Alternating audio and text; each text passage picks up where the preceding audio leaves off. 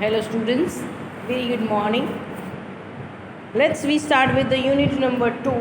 Yesterday we have finished up with the unit number 1, negotiable instrument. આજે આપણે unit number 2 start કરીએ છીએ, sale of goods act 1930. Unit number 2, sale of goods act 1930. Sale of goods is again a part of a special contract act. Last સેમેસ્ટરની અંદર આપણે લોકોએ general contract act જોયું હતું. એની અંદર આપણે 12 ચેપ્ટર કોઝી કોન્ટ્રાક્ટ સુધી જોયું હતું. ક્લિયર? તો ફર્સ્ટ ચેપ્ટરથી લઈ અને 12 ચેપ્ટર જે કોન્ટ્રાક્ટ એક્ટના લાસ્ટ સેમિસ્ટર્સની અંદર આપણે જોયા હતા એ હતું part of a general contract act.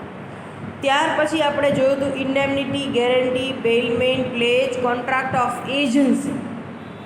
એ બધી જ વસ્તુઓ હતી part of a special contract, કે જેમાં આમ જોવા જાઓ તો સ્પેશિયલ કોન્ટ્રાક્ટના જ પ્રિન્સિપલ્સ અપ્લાય થશે. All essential element of valid contract would remain present, જે આપણે પહેલા ચેપ્ટરમાં ભણી ગયા હતા, essential element of a valid contract. તો એ બધી જ વસ્તુઓ અહીંયા હશે. બે પાર્ટી હશે, કન્સિડરેશન હશે, કેપેબિલિટી ઓફ પાર્ટીઝ હશે. જે આપણે ફર્સ્ટ સેમિસ્ટર્સની અંદર કોન્ટ્રાક્ટ એક્ટના જે કોઈ જનરલ પ્રિન્સિપલ્સ ભણી ગયા એ બધા જ અહીંયા એપ્લિકેબલ છે. So sale of goods is basically a part of a special contract act. So contract એક્ટની હરેક પ્રોવિઝન્સ છે એ આને લાગુ પડે છે. કોન્ટ્રાક્ટ એક્ટની પ્રોવિઝન્સ મુજબ જ ચાલે છે, પહેલી વસ્તુ. બીજી વસ્તુ, sale of goods act is applicable to only and only the movable goods.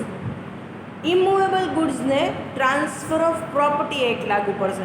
સો અહીંયા મૂવેબલ ગુડ્સ હશે એને જ આ એક્ટ લાગુ પડશે, ઇમૂવેબલને લાગુ પડતો નથી. સો મૂવેબલ ગુડ્સ અને સર્વિસીસ જે છે એને સેલ ઓફ ગુડ્સ એક્ટ 1930 જે મૂવેબલ ગુડ્સ છે એને આ એક્ટ લાગુ પડે છે. બાકી આ એક્ટ ઇમૂવેબલ પ્રોપર્ટીઝને લાગુ પડતો નથી, ઇમૂવેબલ ગુડ્સને લાગુ પડતો નથી. એના માટે છે ટ્રાન્સફર ઓફ પ્રોપર્ટી. સો મેં તમને એક બેઝિક બેકગ્રાઉન્ડ આપી દીધું આનું. એક તો જનરલ કોન્ટ્રાક્ટના હરેક પ્રિન્સિપલ્સ અહીંયા એપ્લિકેબલ થાય છે. સેકન્ડ છે applicable to only and only movable properties. Clear? હવે sale of goods act, it means goods તમે અહીંયા ક્યાંક સેલ કરો છો. જોવો છોકરાઓ, અહીંયા સેલ યુઝ થયું છે, બાર્ટર યુઝ કર્યું નથી. It means you are selling the goods for consideration. તમે કન્સિડરેશન્સ માટે ગુડ્સ સેલ કરો છો. Something in return, monetary return છે. ક્લિયર? અહીંયા મોનેટરી રિટર્નની વાત છે. જે કોઈ એક્સચેન્જ ઓફ ગુડ્સ છે એની રિટર્નમાં શું તમને મળે છે? પૈસા, મની. ગુડ્સના ઓરમાં ગુડ્સ મળતો હોય તો એ બાર્ટર સિસ્ટમ થઈ ગઈ, અને બાર્ટર સિસ્ટમ હોય તો પાછો એને આ સેલ ઓફ ગુડ્સ એક્ટ લાગુ પડતો નથી. એટલે સેલ ઓફ ગુડ્સ એક્ટ કેવા ટ્રાન્ઝેક્શન્સને લાગુ પડશે? કે જ્યાં બે પાર્ટી છે, બાયર અને સેલર. બાયર અને સેલર એવી બે પાર્ટી છે. Seller basically sell goods for consideration and on receiving the goods buyer has to make the payment in a legal currency, that is money. Suppose અહીંયા બે પાર્ટી હોત, હું તમને વીટ આપું છું, તમે મને રાઈસ આપો, તો આમાં કોણ બાયર કોણ સેલર? કાંઈ નહીં. આ તો બાર્ટર સિસ્ટમ થઈ. તો જ્યાં બાર્ટર સિસ્ટમની વાત આવે ત્યાં સેલ ઓફ ગુડ્સ એક્ટ લાગુ પડતો નથી. Contract of the cell must be in the existence. આ કેવા કોન્ટ્રાક્ટને લાગુ પડે છે? જ્યાં સેલ્સ કોન્ટ્રાક્ટ. સેલ્સ કોન્ટ્રાક્ટ કેવી રીતના એક્ઝિસ્ટન્સમાં આવે? તો કે બાયર હોય, સેલર હોય. બાયર છે, સેલર છે, એ ગુડ્સ સેલ કરે છે બાયરને. Seller basically transfer the possession as well as ownership to the buyer and in return buyers pay consideration.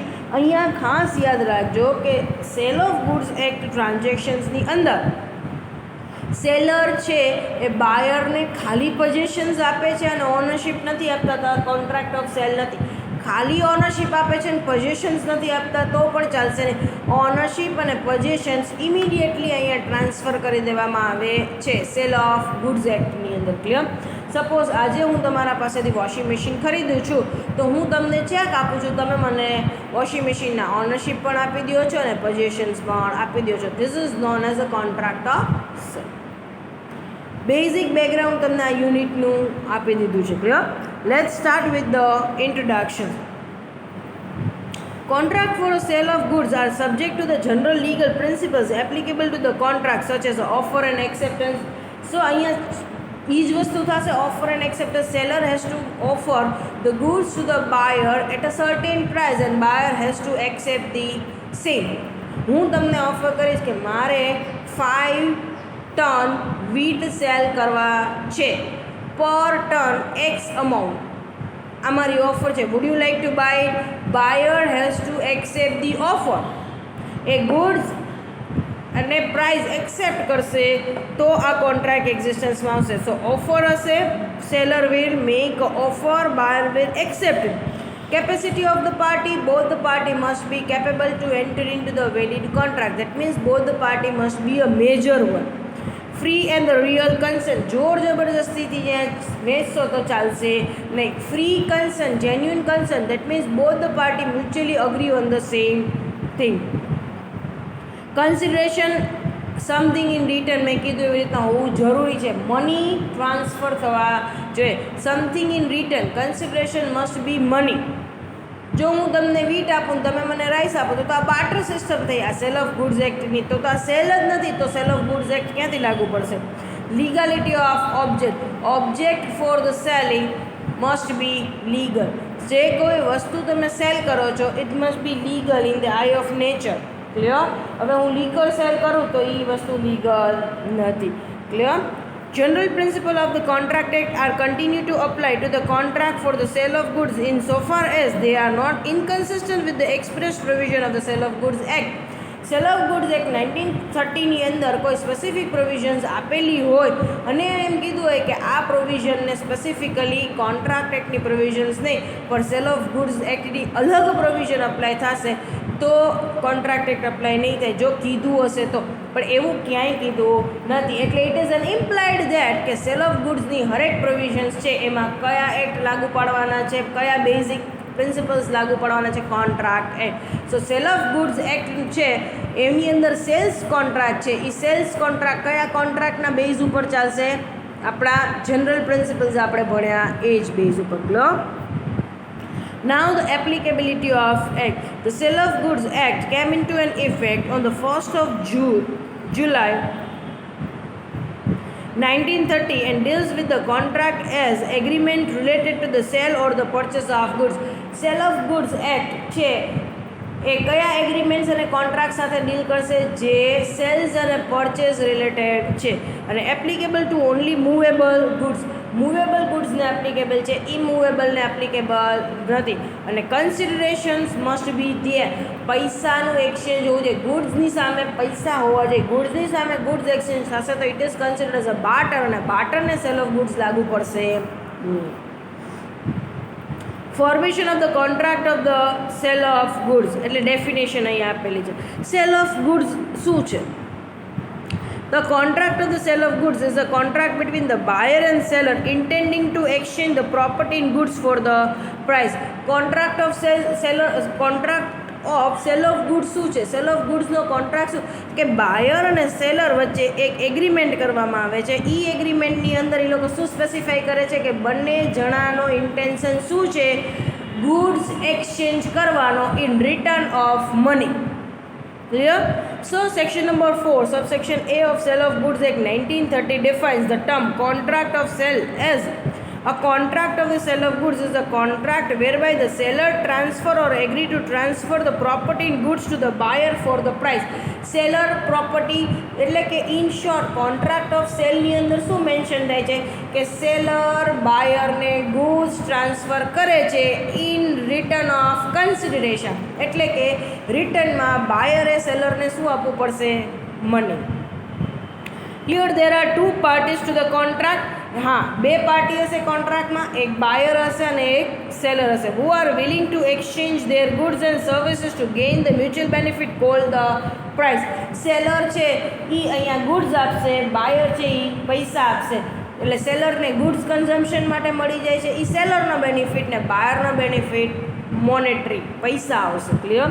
હું સપોઝ તમને મારું ફાર્મ હાઉસ છે ત્યાં હું વીટ પ્રોડક્શન્સ કરું છું. ઇફ આઈ સેલ અ વીટ તો મારે શું છે, વીટ વેચાઈ જશે અને તમારો પર્પઝ શું છે, તમારો મ્યુચ્યુઅલ બેનિફિટ્સ, આપણા બેનિફિટ શું છે મ્યુચ્યુઅલ, તમારો શું બેનિફિટ છે કે તમને ઘઉંનું કન્ઝમ્પશન, વીટ કન્ઝ્યુમ કરવા છે, ઘઉં ખાવા છે, તમને ઘઉં મળશે, મારે ઘઉં વેચવા છે, સામે પૈસા કમાવા, તો મને પૈસા મળશે. Clear? So sale of goods એક્ટની અંદર બે પાર્ટી હશે. એક પાર્ટી છે એ ગુડ્સ એક્સચેન્જ કરશે, બીજી પાર્ટી કન્સિડરેશન પાસ ઓન કરશે. ક્લિયર? અને આની અંદર બંનેના મ્યુચ્યુઅલ બેનિફિટ છે. Both will gain, buyer and seller. એક પણ પાર્ટી એવી નથી કે ખાલી બાયરને બેનિફિટ થાય કે ખાલી સેલરને બેનિફિટ થાય. બાયરને બેનિફિટ થશે, સેલરને બેનિફિટ થશે. Clear? Now the essential of a contract of cell. Essential of a contract of સેલનો મતલબ શું છે કે ભાઈ એસેન્શિયલ કન્ડિશન્સ, આપણે લોકો જોયું હતું ને, prerequisites of contract, essential element of valid contract, એ જ વસ્તુ છે. So essential of a contract of sale of goods, કાં તો અહીંયા કોઈક વાર એવું પૂછે કે ફીચર્સ પૂછે, એસેન્શિયલ કન્ડિશન્સ પૂછે, characteristics of contract of sale પૂછે, answer would remain the same. બધાની અંદર સેમ જ આન્સર આવશે. Characteristics of sale of contract of sale of goods પૂછે, એસેન્શિયલ એલિમેન્ટ પૂછે, એસેન્શિયલ્સ પૂછે, કન્ડિશન્સ પૂછે, પ્રી રિક્વિઝિટ્સ પૂછે, બધાની અંદર આ જ વસ્તુ રહેશે. Two party. So this is most important one કે there must be at least two party. One party act as a buyer, one party act as a seller. Buyer અને સેલર બંને પાર્ટી હશે. Both the party must be competent to entry into the contract. એટલે બંને બાયર અને seller કેવા હોવા જોઈએ? Major, minor હોવા જોઈએ નહીં, અનસાઉન્ડ માઇન્ડના હોવા જોઈએ નહીં. બાયરનો મતલબ શું છે તો કે buyer means a person who buys a goods, seller means a person who sell the goods. So two પાર્ટીમાં એક પાર્ટી બાયર હશે, એક પાર્ટી સેલર હશે. બંને પાર્ટી કોમ્પિટન્ટ ટુ કોન્ટ્રાક્ટ હશે. બાયર ગુડ્સ પરચેસ કરશે, સેલર ગુડ્સ સેલ કરશે. હવે goods, it is applicable to only and only the movable goods. So sale of ગુડ્સની ડેફિનેશનની અંદર ગુડ્સ મીન્સ શું છે? Movable goods. Transfer of the immovable property is not regulated by sale of goods. Sale of goods act એને લાગુ પડતો નથી. Immovable પ્રોપર્ટીનું transfer છે કે સેલ છે એને સેલ ઓફ ગુડ્સ એક્ટ લાગુ પડતો નથી. Price, the consideration for the contract of the cell cold the price must be money. પૈસા હોવા, કન્સિડરેશન શું હોવું જોઈએ? પૈસા. વસ્તુ હોલ ચાલશે નહીં. જો વસ્તુના ઓરમાં વસ્તુ જ એક્સચેન્જ થાય તો તેને બાર્ટર સિસ્ટમ આપણે કહે છે. તો બાર્ટર સિસ્ટમ હોય તો સેલ ઓફ ગુડ્સ લાગુ પડે, એને સેલ્સ કહેવાય છે. બાયર અને સેલર પાર્ટી છે એમાં ના, એક્સચેન્જ થયું. ક્લિયર? સો યાદ રાખવાનું કે price, consideration must be money. એટલી વસ્તુ યાદ રાખવાની. કોઈ પણ ગુડ સેલ કરો છો એમાં બાયર પાસેથી જે કન્સિડરેશન મળે એ શેમાં મળવું જોઈએ? Must be money only. Transfer of the ownership of goods. Transfer of ownership of goods એની અંદર શું છે કે ભાઈ અહીંયા જ્યારે સેલ થાય છે ત્યારે seller basically offer ownership, or that means transfer the ownership of goods to the buyer. ખાલી પોઝેશન ટ્રાન્સફર થતું નથી. સે ફોર એક્ઝામ્પલ, તમે મારા શોરૂમ પર આવો અને તમને કાર પરચેસ કરવી છે. તમે કાર પરચેસ કરો છો, હું તમને કારની કી આપી દઉં છું, તમે મને ચેક આપો છો, તમે કાર લઈને જતા રહ્યા. તો આને શું થયું? આનો મતલબ શું થયું કે as a seller I have pass on the possession of the goods. Ownership કરી, તમારા નામે ડોક્યુમેન્ટ બનાવ્યા, નામે તમારા નામે કાર બોલે છે? ના, નથી બોલતી. સો યાદ રાખવાનું, in a sale of goods you are not transferring the mere possession of the goods, but along with the possession of the goods you are transferring the ownership of the goods. ખાલી possession transfer નથી કરતા, પણ ગુડ્સની ownership પણ તમે અહીંયા transfer કરો છો. The contract of the sale is made by an offer to buy or sell the goods for the price by one party and acceptance of such offer by another. So in short અહીંયા transfer of ownership of ગુડ્સમાં યાદ રાખવાનું, you are not merely transferring the possession of the goods. ખાલી ગુડ્સનું possession transfer કરતા નથી, but along with the possession of the goods તમે શું ટ્રાન્સફર કરો છો? ઓનરશિપ. સો તમે મારા શોરૂમમાં કાર લેવા આવ્યા છો તો હું ખાલી ચાવી તમને આપીને પૈસા નહીં લઈ લઉં, બટ હું એ કારના બધા ડોક્યુમેન્ટેશન્સ બનાવીશ ને કાર તમારા માલિકીની કરીશ, તમારા નામે કાર કરીશ. ક્લિયર? એટલે ઓનરશિપ કારની તમને આપીશ, એ તમારી જ માલિકીની કાર છે એનું પ્રૂફ આપીશ તમને. Clear? Then the essential element of valid contract. તો અહીંયા શું હશે? All the essential element of valid contracts must be present in a sale of goods. Last સેમેસ્ટરની અંદર તમે essential element of valid contract જે ભણ્યા હતા એ 9 એસેન્શિયલ એલિમેન્ટ લખી નાખવાના. Offer and acceptance, second intention to create the legal relationship, then lawful considerations, capacity of parties, free consent, legality of objective, certainty and possibility, agreement expressly declared void અને legal formalities. આ બધા elements 9 elements આપણે લોકો last સેમિસ્ટરના પહેલા ચેપ્ટરમાં જોઈ ગયા હતા. Essential element of valid contract બધા જ અહીંયા લખી લેવાના રહેશે. સો લિસ્ટ કરી દેવાનું 9 એલિમેન્ટો અને લખવાનું કે આ બધા જ એલિમેન્ટ્સ એપ્લિકેબલ થાય છે સેલ ઓફ ગુડ્સ કોન્ટ્રાક્ટને. ક્લિયર? આપણો નેક્સ્ટ ટોપિક છે that is a sale and agreement to sale. Sale અને એગ્રીમેન્ટ ટુ સેલ એના પહેલાં તો તમને મતલબ કહી દઉં છું. સેલ એટલે શું અને એગ્રીમેન્ટ ટુ સેલ એટલે શું? સેલનો મતલબ શું છે? Immediate I pass on the possession of the goods as well as the ownership of the goods. તમે મારી પાસે પરચેસ કરવા આવ્યા, suppose I have a provision store, તમે મને લિસ્ટ આપ્યું, એ પ્રમાણે મેં બધો ગુડ્સ પર રેડી કર્યો અને એક કાર્ટૂન રેડી કર્યું અને એ કાર્ટૂન તમને આપી દઉં છું, તમે મને પૈસા આપી દો છો, તો આ ટ્રાન્ઝેક્શન્સને શું કહેવાશે? Sales transaction. એક હાથ સે લે એક હાથ સે દે. એગ્રીમેન્ટ ટુ સેલ એનો મતલબ શું છે? Transfer of the property in the goods is take place on the future point of time. તમે આજે મારી પાસે એક્સ આઇટમ જોઈ ગયા અને એનું બધું જ નક્કી કરી ગયા કે આ આઇટમ મારે જોઈએ છે, આમ છે તેમ છે, તમે કેદી ડિલિવરી આપો? હું એમ કહું કે આ આઇટમની તમને અત્યારે તો ડિલિવરી નહીં મળે, નેક્સ્ટ મંથ આની ડિલિવરી મળશે. તમે કીધું કન્ફર્મ, મેં કીધું કન્ફર્મ. તમે મને કીધું કે કાંઈ પેમેન્ટ અત્યારે કરવાનું, મેં કીધું કાંઈ વાંધો નહીં, અત્યારે 20% અમાઉન્ટ ડિપોઝિટ કરી જાઓ, તમારું રિઝર્વ કરીને રાખું છું. That is agreement to sale. Sales કરી નથી દીધું, પણ સેલ્સ કરવા માટેની તમને પ્રોમિસ કરી છે, એગ્રીમેન્ટ કર્યું છે. ઇમિડિયેટ સેલ, એક હાથ સે લે એક હાથ સે દે એવું થશે ને. Sales transaction will take place but on a future point of time. Concept બેનો ક્લિયર થઈ ગયો. સેલ્સ ઇમિડિયેટ, એક હાથ સે લે એક હાથ સે દે. અને આની અંદર શું થશે? Agreement to sale. સેલ થશે પણ અત્યારે નહીં. અત્યારે ખાલી you enter in the contract, you have form the contract. તમે ખાલી સેલ્સનો કોન્ટ્રાક્ટ ફોર્મ કર્યો છે, તમે નક્કી કરી લીધું છે કે એક્સ આઇટમ જોઈએ છે, આટલી આ ક્વોલિટીની જોઈએ છે, આ ક્વોન્ટિટીની જોઈએ છે અને આ ટાઈમે ફ્યુચરમાં તમને એની ડિલિવરી મળી જશે. પ્રાઇસ ને બધું તમે અહીંયા ફિક્સ કરી દીધું છે. That is known as agreement to sale. Sales માટેનો કોન્ટ્રાક્ટ પ્રેઝન્ટલી તમે ફોર્મ કરી દીધું છે. Actual sales will take place on the future point of time. Actually sales ક્યારે થશે? ફ્યુચર પોઈન્ટ ઓફ ટાઈમની અંદર. Clear?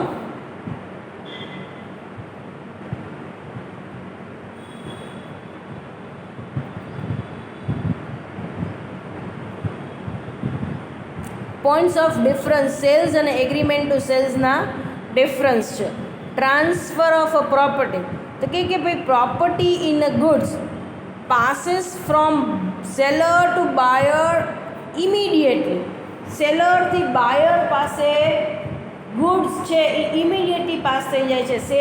As I said earlier, સેલ્સની અંદર શું હશે? તમે મને લિસ્ટ આપ્યું, એ આઇટમ મેં રેડી કરી લીધી, બરાબર છે, તમે રાહ જોઈને ઊભા છો, હું તમને બોક્સમાં બધી આઈટમ રેડી કરી દઉં છું, તમને બોક્સ આપી દઉં, તમે મને પૈસા આપી દો છો.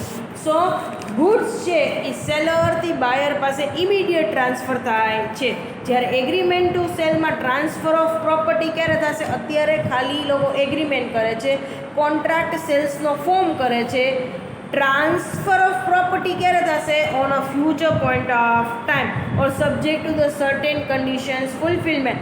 કાં તો અમુક કન્ડિશન્સ ફૂલફિલ થશે તો, સે ફોર એક્ઝામ્પલ એવું કીધું હોય કે ભાઈ આ એક્સ આઇટમ મારે જોઈએ છે, પણ જો આમ થાય તો એ કન્ડિશન્સ ફૂલફિલ થશે તો સેલ્સ કન્ફર્મ છે, તો હું તમને એનું ડિલિવરી આપી દઈશ. ક્લિયર?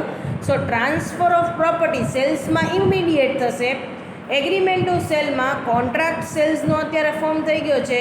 ગુડ્સની ડિલિવરી ક્યારે થશે? ફ્યુચર પોઈન્ટ ઓફ ટાઈમની અંદર.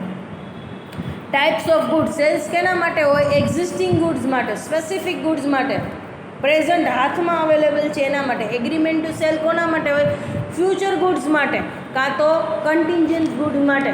સે ફોર એક્ઝામ્પલ હું તમને એમ કહું કે આ વખતે જો સારો વરસાદ પડે ને, તમારે ત્યાં મગફળી થાય ને, તો મારા 5 ટન મગફળી બુક કરી લ્યો અત્યારથી. તો આ કયું થયું? સેલ્સ થયું કે agreement to sale? Agreement to sale. Risk of loss. Risk of લોસની અંદર શું આવે? If the goods destroy the loss fall on the buyer. સેલ્સની અંદર મેં તમને અત્યારે માલ આપ્યો, બરાબર? હવે તમે માલ લઈને જાઓ છો, વરસાદ પડે છે અને એને લીધે એમાં ભેજ લાગે છે. હવે ભેજ લાગે છે, વસ્તુ બગડી જાય છે, તો એકચ્યુઅલી ગુડ્સ ડિસ્ટ્રોય થઈ ગયો, ખરાબ થઈ ગયો, તો લોસ કોણ બેર કરશે? આ જેને ખરીદીને ગયા એ. એકવાર દુકાનની બહાર વસ્તુ નીકળી પછી હું કાંઈ એનો જવાબ આપીશ તમને? ના. પણ એગ્રીમેન્ટ ટુ સેલ હશે તો અહીંયા શું થશે? If the goods are destroyed then the loss fall on the seller. પણ તમે મારી નક્કી કરી ગયા કે મને એક્સ ક્વોન્ટિટીમાં વીટ જોઈએ છે. આઈ સેડ ઓકે, પણ ક્યારે જોઈએ છે? તમે કીધું મને નવેમ્બરમાં જોઈએ છે, તો મને અત્યારે સિઝન સારી લાગી તો મેં મે મહિનામાં લઈ અને સ્ટોર કરી દીધા હતા મારા ગોડાઉનની અંદર. પણ હવે આ વખતે બાય ચાન્સ ખૂબ વરસાદ પડ્યો, એટલે ખૂબ મોઇશ્ચરવાળું વેધર રહ્યું, ખૂબ ભેજ પડ્યો. હવે ભેજને લીધે ઘઉંમાં મોઇશ્ચર આવી ગયું, ભેજ આવી ગયું, બરાબર? હવે હું નવેમ્બરમાં તમારી પાસે આવું છું, તમે મને ઘઉં દેખાડો છો, એટલે હું કહું કે ઘઉંની ક્વોલિટી માંગીતી ને જોઈતી એવી છે નહીં, આ તો ભેજવાળા ઘઉં છે, આ મારે નથી લેવા. હવે હું એ ઘઉં નથી લેતી અને 50,000ના ઘઉં હતા, તો નુકસાન મારે સહન કરવાનું, તમારે સહન કરવાનું, સેલરે બેર કરવું પડશે. પણ એ જ ઘઉં મારી ઘરે હોત ને ભેજ લાગી ગયો હોત તો તમે સેલરને પાછા દેવા આવે ના? એ તો કહી દે કે મે મહિનામાં મેં તમને જોઈને આપ્યા હતા. હવે તમારી ઘરે આને ભેજ લાગ્યો છે, હું કાંઈ નહીં કરું, નુકસાન તમારે બેર કરવાનું છે. Right of a seller in the case of breach of contract by buyer. Buyer અત્યારે હવે ફરી જાય છે, બ્રીચ ઓફ કોન્ટ્રાક્ટ કરે છે. So in the case of a breach of contract seller can sue the buyer for the price of goods. મેં તમને cells માટે ઓર્ડર આપેલો છે કે મારે 5 બેગ વીટ જોઈએ છે, 5 બેગ ઘઉં જોઈએ છે. તમે કીધું ઓકે, નો ઇશ્યુઝ, 5 દિવસ પછી લઈ જાજો. 5 દિવસ પછી હું તમને ફોન કરું છું કે તમારા ઘઉં આવી ગયા છે, લઈ જાઓ, 5,000 રૂપિયા આપવાના છે. You said no. હવે મારે ઘઉં તમારી પાસે લેવા નથી, તો મેં તમારા માટે મંગાવ્યા હતા એટલે તમારે લેવા જ પડશે. Otherwise I can file a case against you for the price. હું પ્રાઇસ માટે તમારા અગેન્સ્ટમાં કેસ ફાઇલ કરીશ. એટલે આમાં શું થશે? ઇન એગ્રીમેન્ટ ટુ સેલ હશે તો શું થશે કે ગુડ્સ તો ક્યારે ડિલિવર કરવાનો છે? ફ્યુચરમાં. તો આજે મેં તમારી યારે કન્ફર્મ કર્યું કે મારે તમારી પાસેથી 5 બેગ વીટ જોઈએ છે, પણ 10 દિવસ પછી મને બીજી જગ્યાએ અનુકૂળ આવ્યા એટલે મેં તમને ફોન કરી દીધો કે 5 બેગ વીટનો ઓર્ડર તમને મેં આપ્યો તે હું કેન્સલ કરું. તમે કીધું મેં આગળ ઓર્ડર કરી દીધો છે, નીકળી ગયા છે માલ, હવે હું પાછા મોકલું એટલે મારે ટ્રાન્સપોર્ટેશનના 2,000 રૂપિયા લાગે. તો એ 2000 રૂપિયા જે ટ્રાન્સપોર્ટેશનના લાગશે એ જ તમે મારી પાસે ક્લેમ કરશો. 5000 રૂપિયા ઘઉંના ક્લેમ કરી શકશો નહીં. સો અહીંયા in case of sales contract હોય અને એનો બ્રીચ ઓફ કોન્ટ્રાક્ટ થાય તો પ્રાઇસ માટે કેસ ફાઇલ થશે. પણ ઇન એગ્રીમેન્ટ ટુ સેલ્સ જો બ્રીચ ઓફ કોન્ટ્રાક્ટ હશે તો આખી પ્રાઇસ માટે કેસ ફાઇલ નહીં થાય, પણ એમાં જે ડેમેજીસ થયું છે, જેટલો લોસ થયો છે કોન્ટ્રાક્ટ કેન્સલ થવાને લીધે એટલું જ ખાલી ક્લેમ થશે. ઇન્સોલ્વન્સી ઓફ બાયર છે ઇન્સોલ્વન્ટ ડિક્લેર થઈ ગયો તો શું કરવાનું? કાંઈ નહીં, તો સેલરે તો સેલ્સ કરી દીધો છે ગુડ્સ અને પ્રાઇસ બધું નક્કી થઈ ગયું છે, સેલ્સ થઈ ગયું છે, એટલે seller has to deliver the goods to the official assign. અને એગ્રીમેન્ટ ટુ સેલ હશે, આમાં સેલ્સ થઈ ગયું છે, ખાલી ને ખાલી ગુડ્સની ડિલિવરી જ બાકી છે, પૈસા તો આવી ગયા છે. તો બાયર કોને ગુડ્સ ડિલિવર કરી, સેલર કોને ગુડ્સ ડિલિવર કરી દેશે? બાયર તો ઇન્સોલ્વન્ટ ડિક્લેર થઈ ગયો તો એના ઓફિશિયલ અસાઇનીને. ક્લિયર? અધરવાઇઝ જે કોઈ લીગલ રિપ્રેઝેન્ટેટિવ હશે એને. પણ in case of insolvency of buyer in case of agreement to sale હશે તો શું કરશે બાયર? સેલર હજી ખાલી કોન્ટ્રાક્ટ જ ફોર્મ થયો છે, ફ્યુચરમાં પરફોર્મ કરવાનો છે. બાયર ઇન્સોલ્વન્ટ ડિક્લેર થઈ જશે તો સેલર માલ જ નહીં વેચે. કોન્ટ્રાક્ટ કેવો કરી નાખશે? Seller can refuse, contract cancel કરી નાખશે. ક્લિયર? ઇન્સોલ્વન્સી ઓફ સેલર, હવે સેલર ઇન્સોલ્વન્ટ થાય છે તો હવે બાયર શું કરશે? સેલ્સ થઈ ગયું છે, પૈસા તો આપી દીધા છે, તો બાયર કોની પાસેથી માલ માગશે? ઓફિશિયલ અસાઇની પાસે, કે ઓલો સેલર હતો એ ઇન્સોલ્વન્ટ ડિક્લેર થયો, તું તો એનો છોકરો છો, તું આપણને માલ આપ. એગ્રીમેન્ટ ટુ સેલની અંદર શું થશે? ગુડ્સ ક્લેમ નહીં થઈ શકે, કારણ કે હજી તો કોન્ટ્રાક્ટ જ ફોર્મ થયો છે, પણ એ ગુડ્સ હવે નથી મળવાનો, એના માટેનો જે લોસ થશે એ જ ક્લેમ કરી શકશે, નોટ ધ ફર્ધર થિંગ. એવી જ રીતના નેક્સ્ટ ડિફરન્સ છે cells and higher purchase agreement. હવે એ બેનો એક બેઝિક ડિફરન્સ આની જેમ જ સમજી લ્યો તો it would be quite easy, તમારા માટે બહુ જ ઇઝી થઈ જશે. Cell and higher purchase agreement, જેમાં મેં તમને કીધું એવી રીતના યાદ રાખવાનું. સેલ્સ એટલે ઇમિડિયેટ સેલિંગ, એક હાથ સે લે એક હાથ સે દે. મેં તમને ગુડ્સ આપ્યો, તમે મને પૈસા આપ્યા, આ ટ્રાન્ઝેક્શન થયો સેલ. એગ્રીમેન્ટ ટુ સેલ એનો મતલબ શું થયો કે હું તમારી આગળ બધી વસ્તુ અહીંયા કન્ફર્મ કરાવી જાઉં છું. ગુડ્સની ડિલિવરી ક્યારે લેસ? Future point of time. Presently I have just form the contract of the sales. Sales existence, sales exercise ક્યારે થશે? ફ્યુચર પોઈન્ટ ઓફ ટાઈમમાં. આ એગ્રીમેન્ટ ટુ સેલ. હવે હાયર પરચેસ સમજી લો. આ ત્રણેય વસ્તુ પેરેલલ સમજી લેશો તો તમારે કાંઈ ફંડામેન્ટલ્સ એકદમ ક્લિયર થઈ જશે. Hire purchase agreement, hire purchase એગ્રીમેન્ટની અંદર શું હોય કે અહીંયા તમે કોઈ વસ્તુ ઇન્સ્ટોલમેન્ટમાં પરચેસ કરો છો તો એને કહેવાય છે હાયર પરચેસ. હાયર પરચેસની અંદર buyer will receive the possession of the goods immediately, but the ownership receives at the end of the payment of the last installment. Hire purchase ટ્રાન્ઝેક્શન્સની અંદર શું હશે? બાયર છે એ ગુડ્સનું પોઝેશન ઇમિડિયેટલી મેળવી લેશે, પણ ગુડ્સની ઓનરશિપ ક્યારે મળશે? જ્યારે લાસ્ટ ઇન્સ્ટોલમેન્ટનું એનું પેમેન્ટ થઈ જશે ત્યારે. તો આને કહેવામાં આવે છે હાયર પરચેસ. હાયર પરચેસની અંદર buyer has the option to buy or to reject the goods, not to buy the goods. Hire પરચેસની અંદર બાયર પાસે એ ઓપ્શન છે કે ગુડ્સ ખરીદવો કે પછી નો ખરીદવો. સિમ્પલ એક્ઝામ્પલ હાયર પરચેસનું કહ્યું. મેં એક્ટિવા લીધું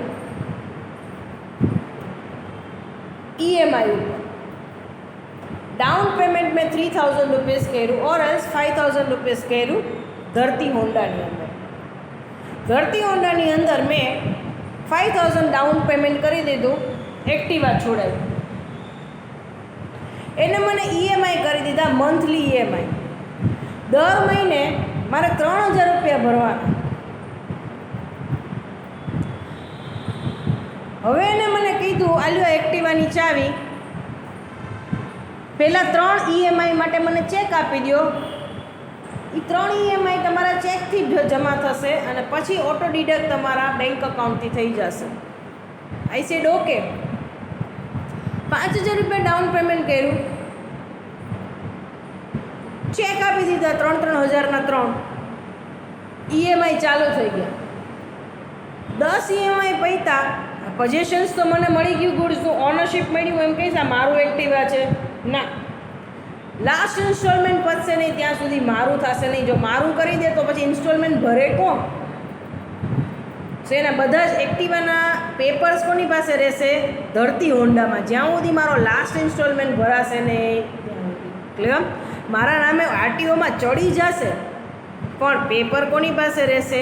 ધરતી હોન્ડામાં. જ્યાં સુધી મારો લાસ્ટ EMI પે નહીં થાય ત્યાં સુધી. પછી મને પૂરી અમાઉન્ટ પે થઈ જશે એટલે મને ડોક્યુમેન્ટ આપી. થોડાક EMI થયા ગયા પછી મેં નક્કી કર્યું કે ના, હવે મને એક્ટિવા નથી જોઈતું, એટલે મેં EMI ભરવાનું બંધ કરી દીધું. જેવા મેં EMI ભરવાનું બંધ કરી દીધું તો ધરતી હોન્ડાવાળા મારું એક્ટિવા ઉપાડીને લઈ જશે. ક્લિયર? સો અહીંયા યાદ રાખવાનું, હાયર પરચેસની અંદર બાયર છે એને ખાલી ને ખાલી સેલર શું અત્યારે પ્રેઝન્ટમાં શું ટ્રાન્સફર કરે છે? પોઝેશન્સ. બાયરને ઓનરશિપ ગુડ્સની ક્યારે મળશે? જ્યારે બાયર 100% ફૂલ પ્રાઇસ પે કરી દેશે ત્યારે, લાસ્ટ ઇન્સ્ટોલમેન્ટનું પેમેન્ટ કરી દેશે ત્યારે મળશે. આને કહેવાય છે હાયર પરચેસ. તમે લોન ઉપર ફ્લેટ લીધો છે, લોનના ઇન્સ્ટોલમેન્ટ ભરો છો,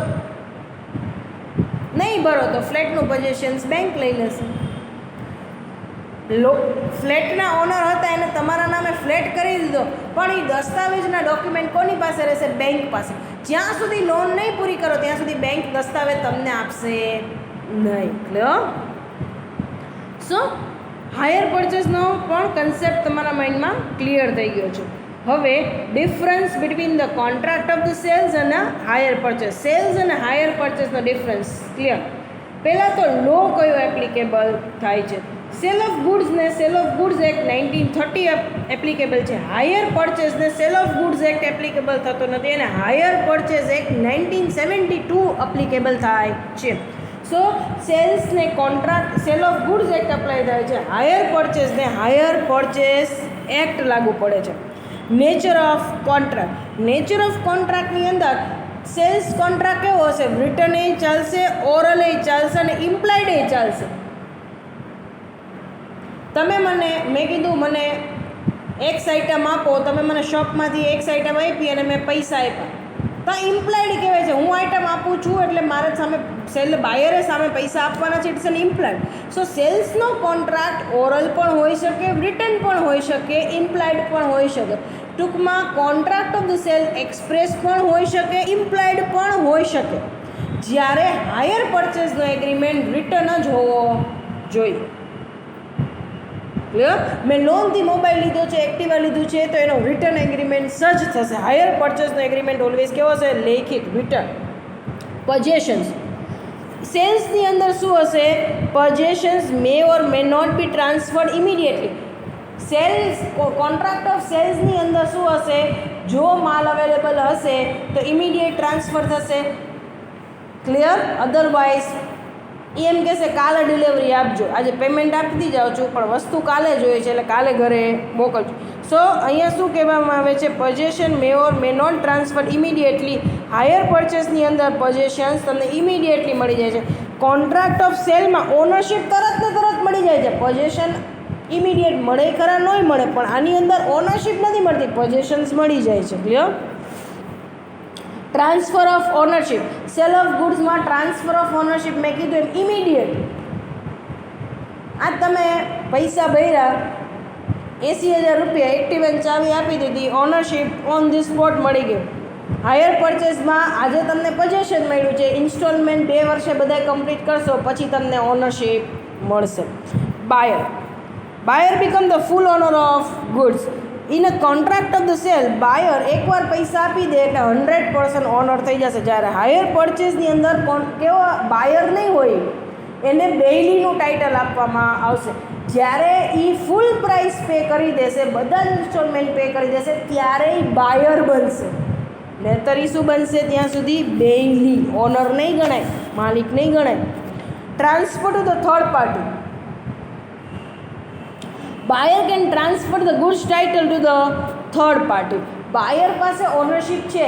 સપોઝ મેં કોઈ માલ તમારા પાસે ખરીદ્યો હોય તો હું એ જ માલ ત્રીજી પાર્ટીને વેચી શકું. પણ મેં ધરતી હોન્ડામાંથી એક્ટિવા ઈએમઆઈ ઉપર લીધું છે, મારા ઈએમઆઈ હજી પૈતા નથી, હું બીજાને વેચી શકીશ? ના, નહીં વેચી શકાય. ક્લિયર? સો હાયર પરચેસની અંદર તમારી પાસે ઓનરશિપ નથી હજી. ઓનરશિપ તો તમને ક્યારે મળશે? ફૂલ પ્રાઇસ પે કરી દો ત્યારે. ત્યાર પછી તમે થર્ડ પાર્ટીને ટાઇટલ ટ્રાન્સફર કરી શકો, એ પહેલાં નહીં. Right two terminate. ટર્મિનેટ કરવું એટલે કેન્સલ કરવું. Come to an end. In a sale there is no options to the buyer to return the goods brought. માલ લીધેલો છે, ખરીદેલો, એ પાછો આપવાનો નથી. નો એક્સચેન્જ, નો રિટર્ન. આમાં કોન્ટ્રાક્ટ ટર્મિનેટ કરી શકશે. મને એમ લાગે કે મેં એક્ટિવા લીધું, એમાં નથી રાખવું, નથી મજા આવતી, આ છે તે જ, ઇન્સ્ટોલમેન્ટ ભરવાનું બંધ કરી દઈશ. જેટલા ઇન્સ્ટોલમેન્ટ ભર્યા એટલું તો અમે વાપરી તો લીધું જ છે આપણે. ક્લિયર? સો આને કહેવામાં આવે છે difference between the contract of sales and contract of hire purchase agreement. So hereby we are completing our today's sessions. હવે જે નેક્સ્ટ સેશન્સ આવશે એની અંદર આપણે લાસ્ટ 2 ક્વેશ્ચન્સ છે, ઇમ્પોર્ટન્ટ ક્વેશ્ચન્સ કરવાના છીએ. કન્ડિશન એન્ડ વોરંટી, અને બીજો ટોપિક છે આપણો સેલ બાય નોન ઓનર. અને પછીનો એક લેક્ચર આવશે, એમાં આપણે રાઇટ્સ ઓફ અનપેડ સેલર, એ એક ટોપિક કમ્પ્લીટ કરશો. સો સેલ ઓફ ગુડ્સ એક્ટ ટ્રાન્ઝેક્શન્સની અંદર આપણી પાસે હવે ટોટલ 3 ટોપિક બાકી છે. જો પોસિબલ થશે, શક્ય થશે તો આવતીકાલે પણ હું લેક્ચર લઈ લઈશ અને હું તમને ઇમ્પ્લાઇડ કન્ડિશન્સ, વોરંટીઝ અને સેલ બાય નોન ઓનર એ તમને કમ્પ્લીટ કરાવી દઈશ. ક્લિયર? સો બને તો આ વીકમાં કદાચ હું 2 એક્સ્ટ્રા સેશન્સ મૂકી દઈશ અને એક સેશન્સની અંદર રાઇટ્સ ઓફ અનપેડ સેલર મૂકી દઈશ.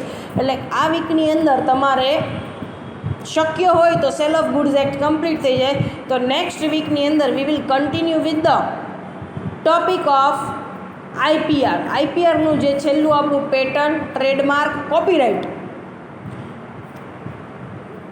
Industrial design and geographical indicators, આ 5 વસ્તુ બાકી છે, એ જ આપણે નેક્સ્ટ વીકમાં જોવાની રહે. બાકી ઓલમોસ્ટ આપણું કમ્પ્લીટ થઈ જાય. Clear? Thank you so much for the same.